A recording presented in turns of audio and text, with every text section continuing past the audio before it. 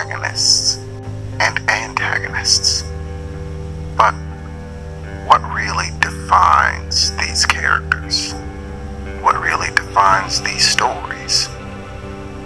What is a hero and what is a villain? The most popular answer would be that a hero is someone who does good things, while a villain is someone who does bad things. But is it that simple? If someone tries to save the world and destroys it instead, are they still the hero because they had the intention of saving it? If someone has no intention of saving anyone, yet saves the world, are they suddenly a hero despite their lack of interest in doing any good? I suppose these are all complex questions that seem simple to most. But today, I'm going to tell a specific story. My story. My name is Reginald P. Worthington the First. My story begins in England on a cold morning. Very typical. Autumn is yet to fall completely into set, yet the cold weather still chills.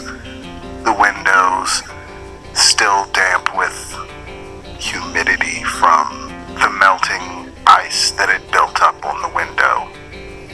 The trees not yet set to autumn colors in full, yet starting to change ever so gradually. My day had begun like most my days tend to. I had been woken up, told to get dressed and ready, and had completed my daily morning routines, put on my suit, and was simply staring out of the window, waiting for time to pass and for my mother to come get me, as we usually had plans, if you can call it that. The year in particular was 1904. My tux was pressed and ready, cleaned by the maids. We had several in the house. Being of an upper-class family, had privileges, I suppose. Money, influence.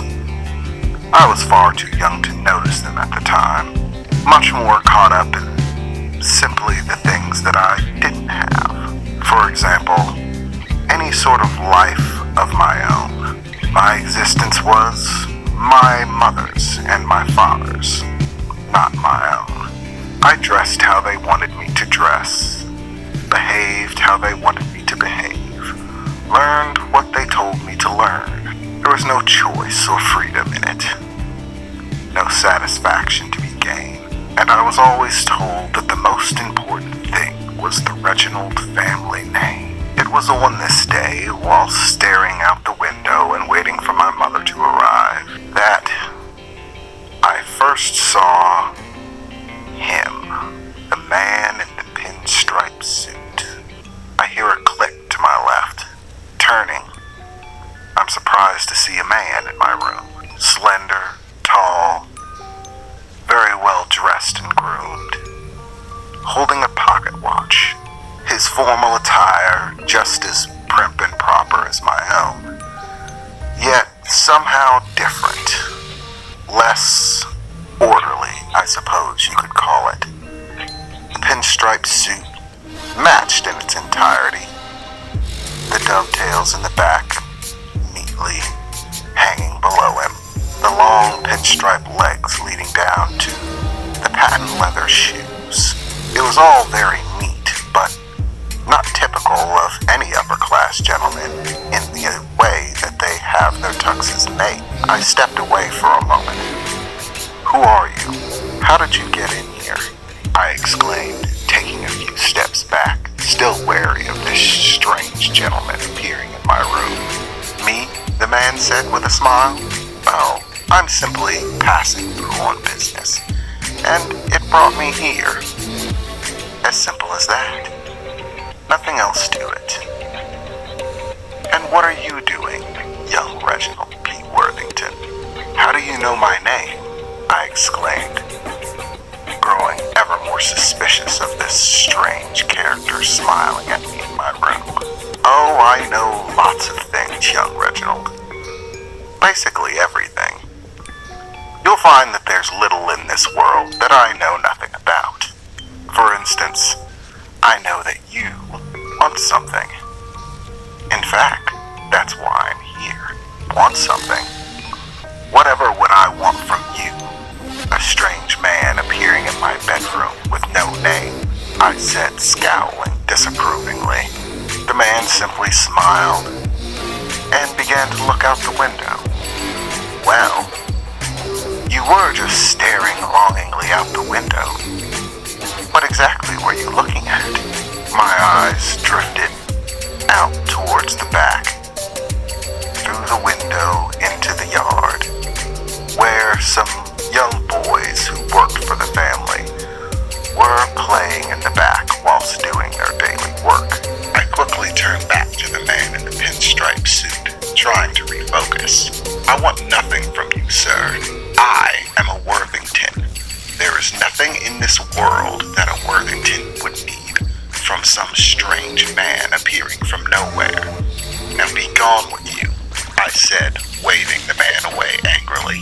Oh, aren't we sure of ourselves? The man said, standing up tall, putting his pocket watch back away in his pocket, tucking it away neatly, raising his hand and snapping his fingers. In an instant, I felt a cold, shivery breeze that blew straight through my pressed tuxedo. Suddenly, I found myself knee-deep in white snow, being pressed by the icy winds of what seemed to be a blizzard, snow blowing into my face and hair. I turned to see my surroundings and find nothing but an endless tundra of nothing but white snow. As I turn around, trying to gather a sense of my surroundings, I look to the sky to find a brilliant array of lights streaking across the sky. It was as if rainbow lights were dancing across the skyline, filling it, encompassing everything that one could see when one looked to the sky. And in that instant, I felt a hand on my shoulder.